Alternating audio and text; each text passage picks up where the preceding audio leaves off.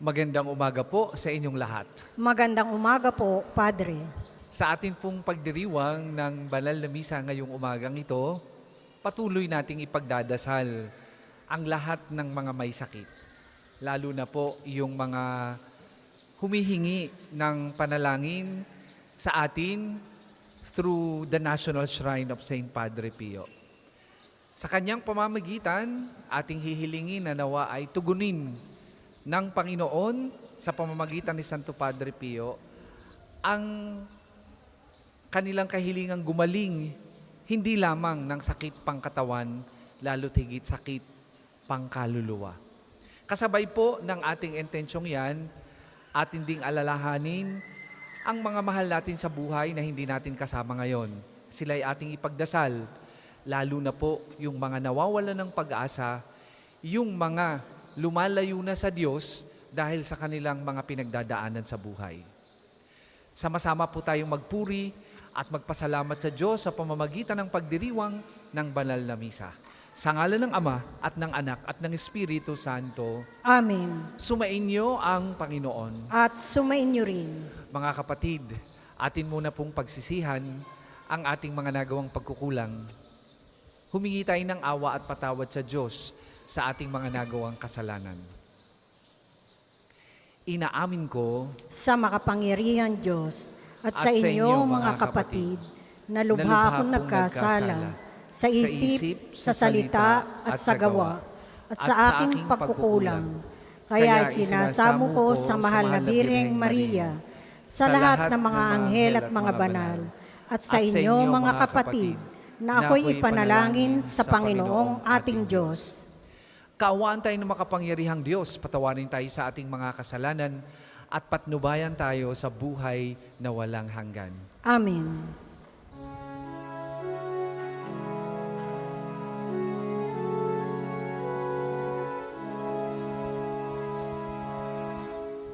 Panginoon,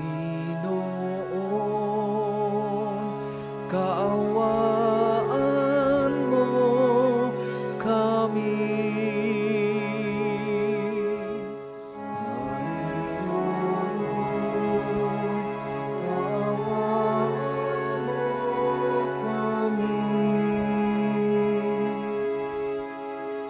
Kristo, kaawaan mo kami.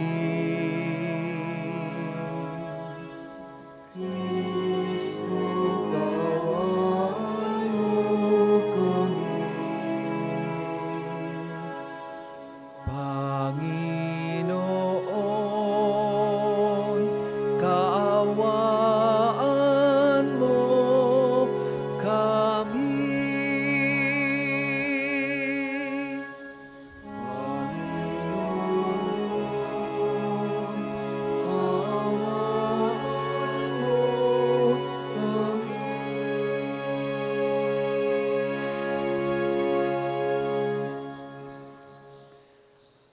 Manalangin tayo. Ama naming makapangyarihan, lakas ka ng mga walang inaasahan kundi ikaw.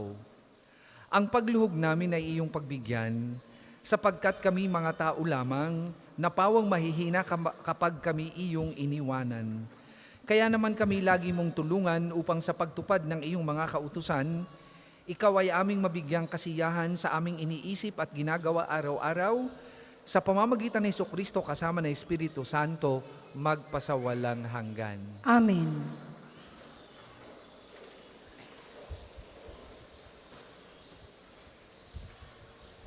Pagbasa mula sa ikalawang aklat ng mga hari. Dumating ang oras na si Elias ay kailangan ng kunin ng Panginoon. Noon ay naglalakad sina Eliseo buhat sa Gilgal. Pagdating nila sa Jericho, sinabi ni Elias kay Eliseo, "Maiwan ka na rito pagkat pinatutuloy ako ng Panginoon sa Jordan." Ngunit sinabi niya, "Naririnig ako ng Panginoon, hanggang buhay ka, hindi ako hihiwalay sa iyo." At nagpatuloy sila sa paglakad. Sinundan sila ng pangkat ng mga propeta na pinanonood sa di kalayuan nang sila'y tumigil sa tabi ng ilog Jordan. Hinubad ni Elias ang kanyang balabal at inihampas sa tubig. Nahawi ang tubig at sila'y tumawid. Pagkatawid nila, sinabi ni Elias, "Sabihin mo sa akin kung anong ibig mong gawin ko para sa iyo bago ako kunin." Sumagot si Eliseo, "Ipinakikiusap kong ipamana ninyo sa akin ang 2 bahagi ng inyong kapangyarihan." Sinabi ni Elias, "Mabigat ang hinihingi mo. Gayunman, pag nakita mo akong kinuha, mangyayari ang kahilingan mo. Kapag hindi mo makakamit ang hinihingi mo." Patuloy silang nag-uusap habang naglalakad. Walang ano-ano'y pumagitna sa kanila ang isang karwaheng apoy na hila ng mga kabayong apoy. Nagkahiwalay sila at si Elias ay inaakyat sa langit sa pamamagitan ng ipo-ipo. Ito'y kitang-kita ni Eliseo, kaya't napasigaw siya, Ama ko, lakas at pag-asa ng Israel." At nawala sa paningin niya si Elias. Sa tindi ng kalungkutan, pinunit ni Eliseo ang kanyang damit mula sa itaas hanggang sa laylayan. Dinampot niya ang nalaglag na balaban ni Elias at nagbalik sa gilid ng ilog Jordan. Hinawakan niya sa isang dulo ang balabal at inihampas sa tubig sabay sabi, "Nasaan ang Panginoon, ang Diyos ni Elias?" Nahawi ang tubig at sila'y tumawid. Ang salita ng Diyos. Salamat sa Diyos. Salmong tugunan. Magpakatatag ang tanang may tiwala sa may kapal. Magpakatatag ang tanang may tiwala sa may kapal. Poon ang pagpapala mo'y iyong ilaan sa mga anak mong may takot na taglay. Kagilagilalas malasin ninuman ang pagkalinga mo sa mga hinirang at nagtitiwala sa iyong pagmamahal. Magpakatatag ang tanang may tiwala sa may kapal. Iyong kinalinga at iniingatan mo laban sa adhika ng masamang tao, sinala sa ligtas na dakong kablihan upang di hamakin ng mga kaaway. Magpakatatag ang tanang may tiwala sa may kapal. Mahalin ang poon ng mga hinirang ng lahat ng tapat na mga nilalang. Ang tapat sa kanya'y iniingatan, ngunit ang palalo'y pinarurusahan. Magpakatatag ang tanang may tiwala sa may kapal. Ang lahat po ay magsitayo.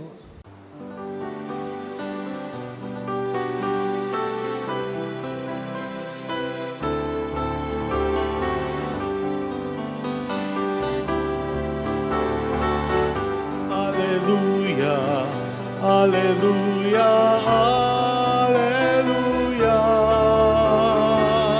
alleluia, alleluia, alleluia, alleluia, alleluia. Alleluia, alleluia, alleluia. Alleluia, alleluia, alleluia, alleluia. Sumainyo ang Panginoon. At sumainyo rin. Ang mabuting balita ng Panginoon ayon kay San Mateo. Papuri sa iyo, Panginoon. Nung panahong yun, sinabi ni Jesus sa kanyang mga alagad, "Pag-ingatan ninyo na huwag maging pakitang tao lamang ang paggawa ninyo ng mabuti. Kapag ganyan ang ginawa ninyo, wala kayong matatamong gantimpala buhat sa inyong amang nasa langit. Kaya nga, kapag naglilimos ka, huwag mo nang ipagkamakaingay ito, katulad ng ginagawa ng mga mapagpaimbabaw doon sa sinagoga at sa mga lansangan. Ginagawa nila ito upang purihin sila ng mga tao. Sinasabi ko sa inyo, tinanggap na nila ang kanilang gantimpala. Ngunit kung naglilimos ka, huwag mo nang ipaalam ito kahit sa iyong pinakamatalik na kaibigan upang malihim ang iyong paglilimos. At gagantihan ka ng iyong amang nakakakita ng kabutihang ginagawa mo ng lihim. At kapag nananalangin ka, huwag kayong tumulad sa mga mapagpaimbabaw. Mahilig silang manalangin ng patayo sa mga sinagoga at sa mga panulukang daan upang makita ng mga tao. Sinasabi ko sa inyo, tinanggap na nila ang kanilang gantimpala. Ngunit kapag mananalangin ka, pumasok ka sa iyong silid at isara mo ang pinto. Saka ka manalangin sa iyong amang hindi mo nakikita, at gagantihan ka ng iyong amang nakakakita ng kabutihang ginagawa mo ng lihim. Kapag nag-aayuno kayo, huwag kayong magmukhang malungkot tulad ng mga mapagpaimbabaw. Hindi sila nag-aayos upang malaman ng mga tao na sila'y nag-aayuno. Sinasabi ko sa inyo, tinatanggap na nila ang kanilang gantimpala. Kapag ikaw ay nag-aayuno, mag-ayos ka ng buhok at maghilamos upang huwag mapansin ng mga tao na nag-aayuno ka. Ang iyong amang hindi mo nakikita, ang siyang lamang makaalam nito. Siya na nakakakita ng kabutihang ginagawa mo ng lihim, ang gaganti sa iyo. Mga kapatid, ang mabuting balita ng Panginoon. Pinupuri ka namin, Panginoong Hesukristo. Lahat tayo ay madaling makarelate sa mensahe ng mabuting balita ngayong umagang ito. Sapagkat karanasan natin at pwedeng bahagi din ng ating pagkatao, at least at one point in our life, ang maging mapagpaimbabaw. Di ba kung minsan, kasi ayaw nating makasakit, ano ang ginagawa natin? Nagsasabi tayo ng white lies. Di ba? Kung minsan, alam naman natin na hindi totoo yung ating sinasabi, pero dahil ayaw nating masaktan ng ating kaibigan o malapit sa buhay, sinasabi natin, oo nga, ganyan nga. Pero yun ang totoo nun, hindi naman tayo kumbinsido doon. Ipapakita sa atin na, maganda ba ang aking suot? Maayos ba ako ngayon? Sasabihin natin, oo. Pero alam natin na, di naman bagay sa kanya yung kanyang damit. Mapagpaimbabaw ang tawag dyan. No? Takot tayo magsabi ng totoo. Kasi ayaw nating makasakit. At hindi lamang naman yan. On the part of other people, may mga karanasan din naman tayo na kitang-kita naman natin, ay grabe naman din. No? Ang pagpapaimbabaw na ginagawa sa atin. Sa harap natin, ang ganda-ganda ng sasabihin. No? Ay, ganito ka. Ang galing-galing mo naman. Buti ka pa. Ganyan naman ang narating mo sa buhay. Pero pagtalikod ninyo, inuukab naman ang inyong pagkatao. Di ba? At maraming ganyan. No? Maraming ganyan. Ano? Bilang pari, ang dami ko pong nakasalamuhang ganyan. Father, ang ganda-ganda ng inyong homily. No? Ay, salamat naman po. Pag tinanong mo na, ano nga po yung homily ko? Hindi ko na po matandaan eh. Ganyan tayo bilang tao. Ano? Kung minsan, hindi tayo aware, pero nagiging bahagi tayo ng ganitong kultura. Nagiging bahagi tayo ng ganitong gawi na hindi angkop sa atin bilang mga Kristiyano. Sapagkat, ang bagay sa atin ay ang magpakatotoo. Again, ika-clarify ko kung anong ibig sabihin ng magpakatotoo in the context of our Christian faith. Usong-uso at palasak na palasak sa atin na pag sinabing magpakatotoo, sabihin mo kung ano yung nararamdaman mo. Gawin mo kung ano yung nararamdaman mo. Pagpapakatotoo daw po yun. Kung naramdam mong galit ka, ay okay lang na murahin mo ang ibang tao. Sagad hanggang buto, dahil yun ay pagpapakatotoo.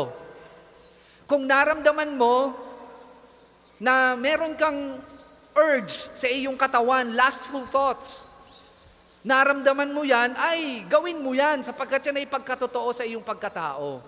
Hindi po at mali ang pagkaunawa natin sa pagpapakatotoo in the context of our Christian faith kung ganyan ang pagkaunawa natin sa pagpapakatotoo. Hindi yan ang tamang pagpapakatotoo. Ang tamang pagpapakatotoo ay nakabase sa kung ano tayo nilikha ng Diyos. Sino ba tayo bilang nilikha ng Diyos? Ibig sabihin, ang pagpakatotoo ay nakabase sa katotohanan. Hindi nakabase sa kagustuhan. Kasi pwedeng Sinasabi mong nagpakatotoo ka sa iyong naramdaman kasi gusto mo lang, kahit out of charity, kahit uncharitable. Sinabi mo gusto mong magmura, ay di nagmura ka. Ay that is very uncharitable. Nagkasala ka pa. Ang pagpapakatotoo ay base sa turo at aral ng Panginoong Hesus. At ang pagpapakatotoo natin bilang tao at bilang Kristiyano ay nakaugat sa kung bakit tayo nilikha ng Diyos. At ano ba yun? Kilalanin, to know, to serve, and love God.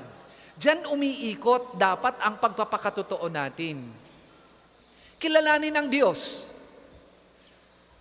sa pamamagitan ng kanyang turo at aral, sa pamamagitan ng pagsunod sa kanyang utos. Anong utos ng ating Panginoon? Mahalin kahit ang ating mga kaaway.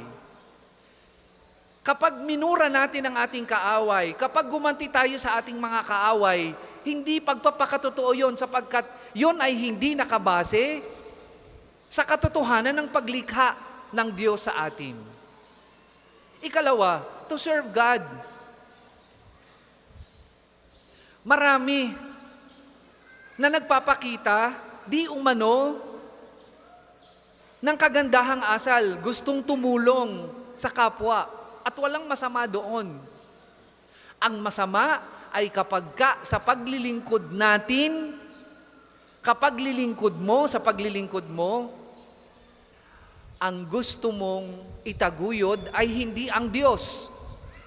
Ang gusto mong paglingkuran nila ay ang iyong sarili. Ang tawag dyan ay self-serving. At hindi yan pagpapakatotoo. Hindi yan tunay na paggawa ng mabuti. Yan ang pagpapaimbabaw. Kaya nga, sa ginagawang ito, kapag hindi na ibalik ng mga taong iyong tinulungan, nakalimutan kang pasalamatan, nakalimutang i-recognize ang iyong tulong, ay di masama ang iyong loob. Kasi hindi nila naibalik yung ginawa nilang mabuti o ginawa niyang mabuti ng pagtulong sa iyo. That is self-serving. That is not real service. Sapagkat ang tunay na naglilingkod at ang tunay na gumagawa ng mabuti ay hindi kailangan ng pasasalamat.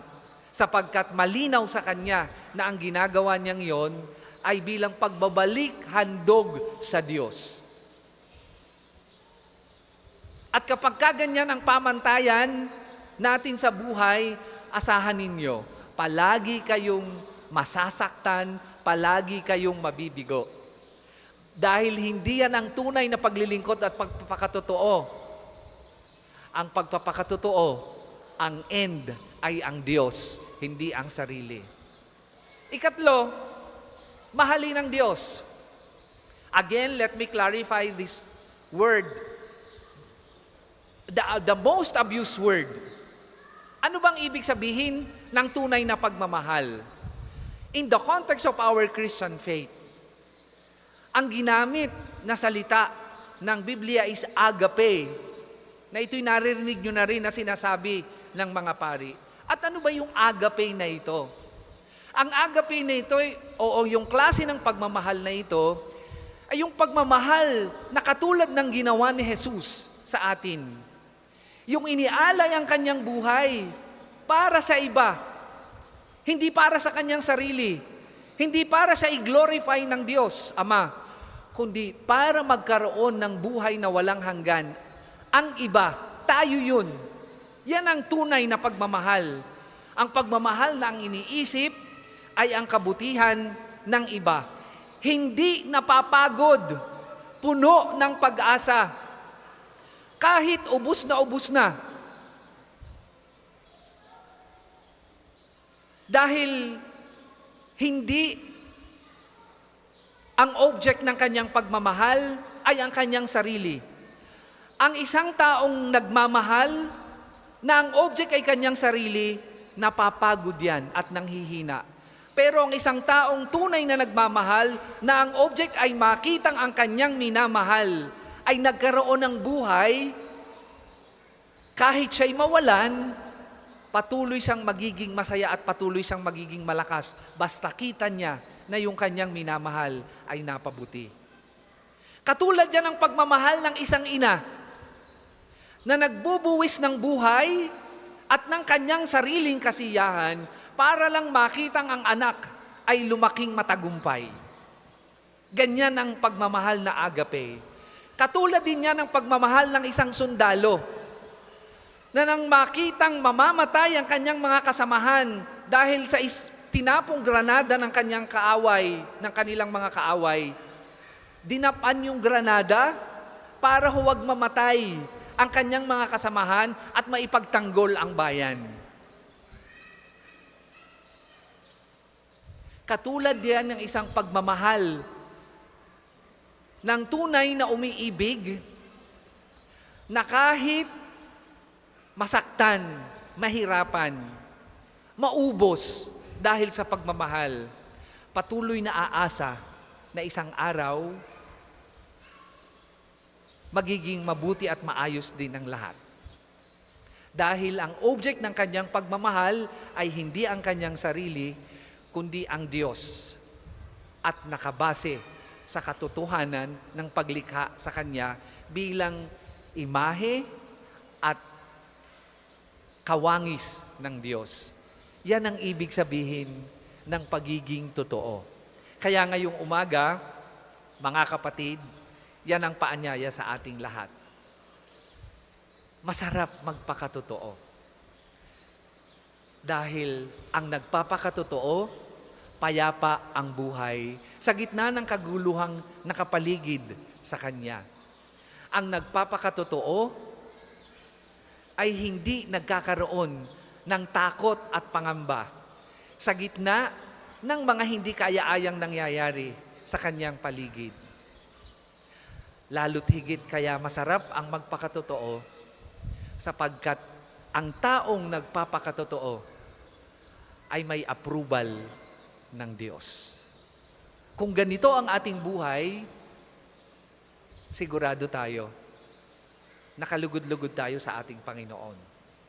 Iwasan nating magpaimbabaw.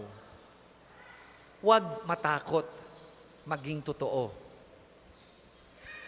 Pagiging totoo ay nakabase sa katotohanan ng paglikha sa atin ng Diyos, ang pagiging kawangis at katulad ng Diyos. Yung pagpapakatotoo na sinasabi ng mundo ay isang huwad at mapagpapaimbabaw na pagpapakatotoo.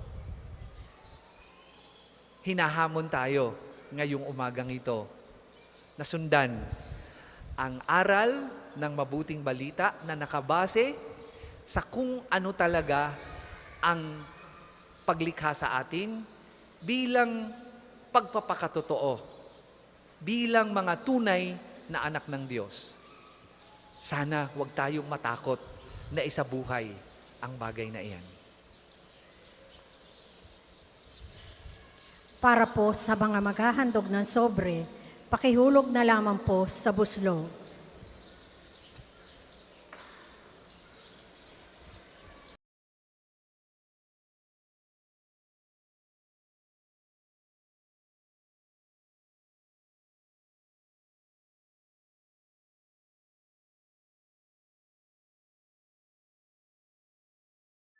Handog namin sa iyo, Ama.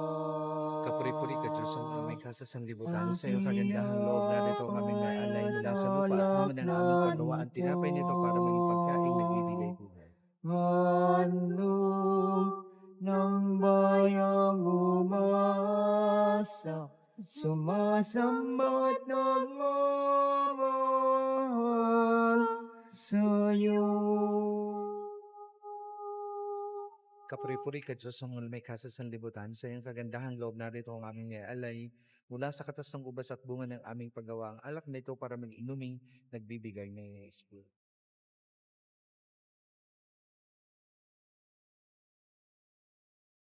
Magsitayo po ang lahat.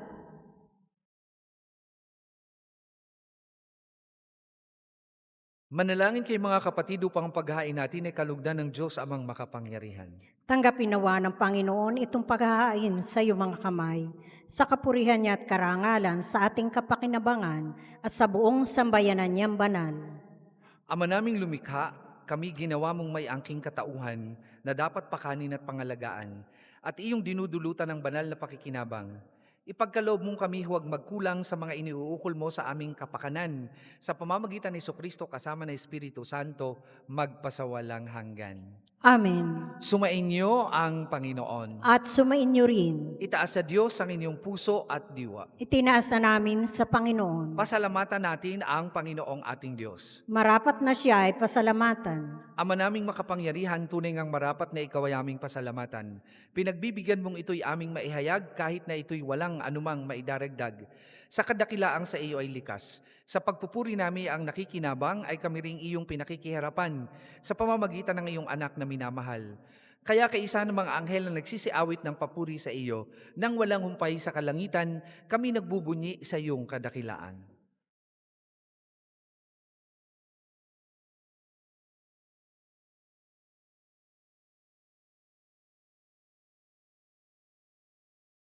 Santo, Santo, Santo, Panginoong Diyos ng mga hukbo, napupuno ang langit at lupa ng kadakilan mo. O sana sa kaitaasan. Pinagpalang na paririto sa ngalan ng Panginoon. O sana sa kaitaasan.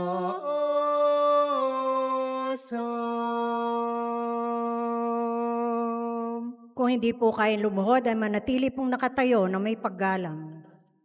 Ama naming banal, ikaw ang bukal ng tanang kabanalan, kaya't sa magitan ng iyong Espiritu gawin mong banal ang mga kaloob na ito, upang para sa amin maging katawan at dugo ng aming Panginoong Hesukristo. Bago niya pinagtiisang kusang loob na maging handog, hinawakan niyang tinapay, pinasalamatan kanya, pinaghati-hati niya yon, iniabot sa kanyang mga alagad at sinabi, "Tanggapin ninyong lahat ito at kanin, ito ang aking katawan na ihahandog para sa inyo."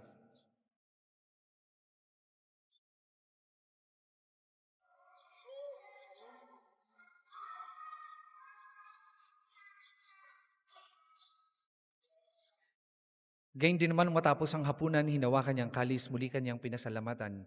Iniabot niya ang kalis sa kanyang mga alagad at sinabi, "Tanggapin ninyong lahat ito at inumin. Ito ang kalis ng aking dugo, ng bago at walang hanggang tipan. Ang aking dugo na ibubuhos para sa inyo at para sa lahat. Sa ikapagpapatawad ng mga kasalanan, gawin ninyo ito sa pag-alaala sa akin."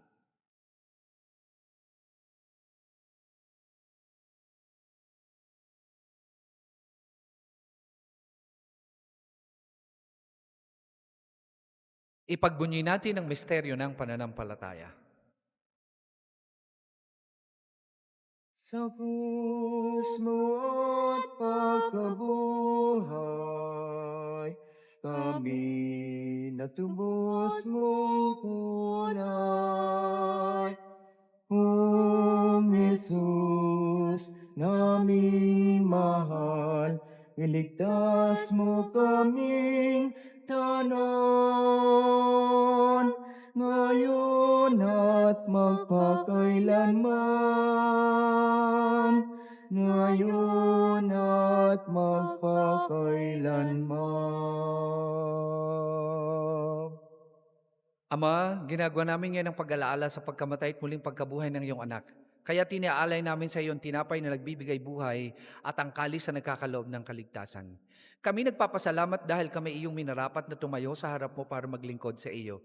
Sinasamo namin kami magsasalo-salo sa katawan at dugo ni Kristo ay mabuklod sa pagkakaisa sa pamamagitan ng Espiritu Santo. Alalahanin mo rin ang mga kapatid naming nahimlay nang may pag-aasang sila'y muling mabubuhay, gayon din ang lahat ng mga pumanaw. Kaawaan mo sila at patuloyin sa iyong kaliwanagan. Kaawaan mo at pagindapating kaming lahat na makasalo sa iyong buhay na walang wakas.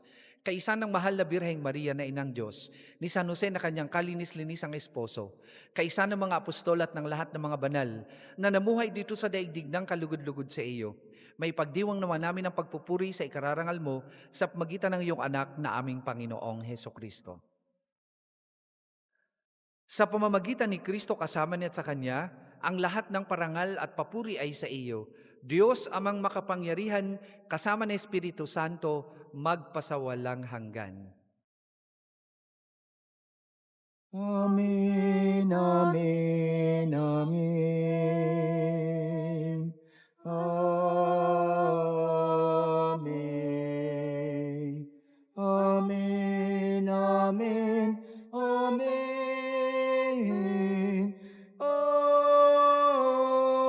Amen. Magsitayo po ang lahat. Sa tagubili naman nakagagaling na utos at turo ni Jesus na Panginoon natin at Diyos, ipahayag po natin ng lakas loob.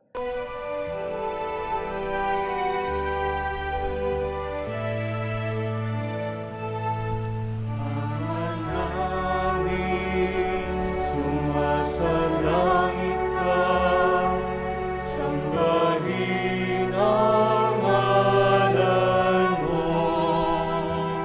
Mapasa amin ang kaharian mo, sundin ang loob mo.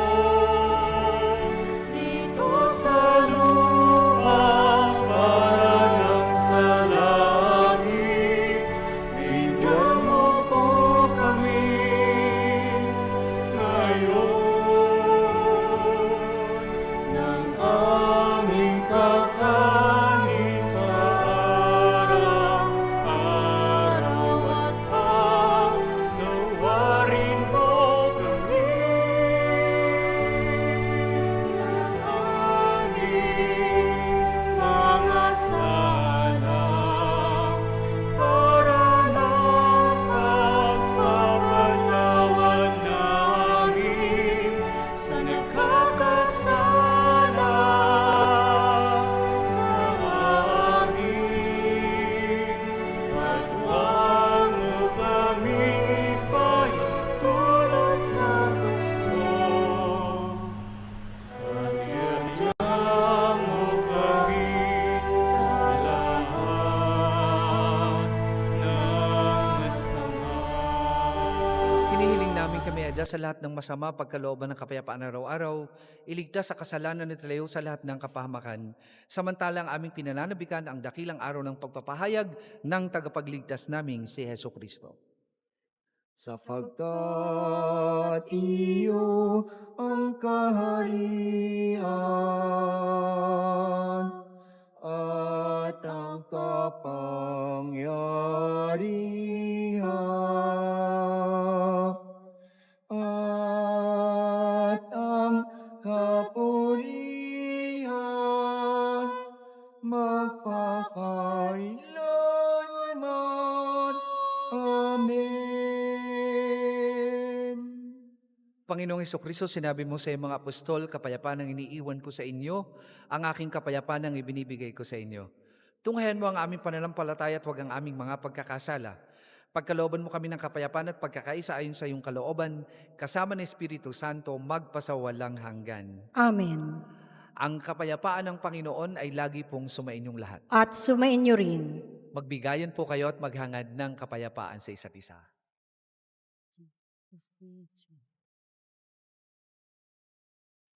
Kordero ng Diyos na nag-aalis ng mga kasalanan ng sanlibutan, maawa ka sa amin. Kordero ng Diyos na nag-aalis ng mga kasalanan ng sanlibutan, maawa ka sa amin. Kordero ng Diyos na nag-aalis ng mga kasalanan ng sanlibutan, ipagkaloob mo sa amin ang kapayapaan. Kung hindi po kayang lumuhod, ay manatili pong nakatayo na may paggalang.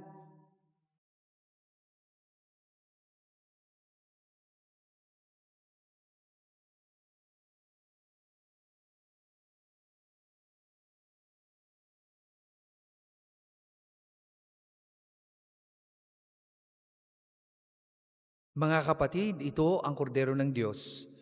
Ito ang nag-aalis ng mga kasalanan ng sanlibutan. Mapalad ang mga inaanyayahan sa kanyang banal na piging. Panginoon, hindi ako karapat-dapat na magpatuloy sa iyo, ngunit sa isang salita mo lamang ay gagaling na ako.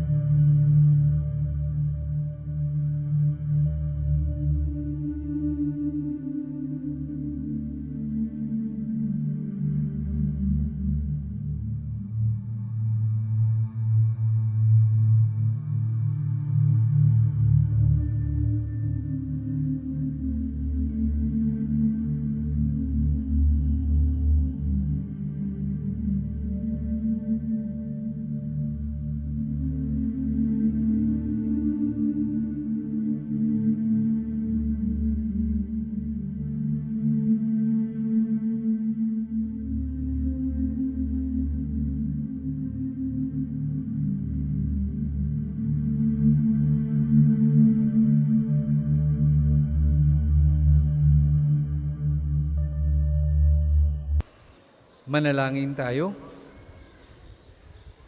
Ama naming mapagmahal, ang pinagsaluhan naming banal na pakikinabang na nagpapahiwatig ng iyong pakikiisa sa tanang nariritong nakikipagdiwang ay magdulot nawa ng pagkakaisa sa iyong sambayanan. Sa pamamagitan ni Jesucristo kasama ng Espiritu Santo magpasawalang hanggan. Amen. Sumainyo ang Panginoon At sumainyo rin. at pagpalain kayo ng makapangyarihang Diyos, Ama, Anak at Espiritu Santo. Amen. Tapos na po ang ating pagdiriwang, humayo kayong mapayapa. Salamat sa Diyos.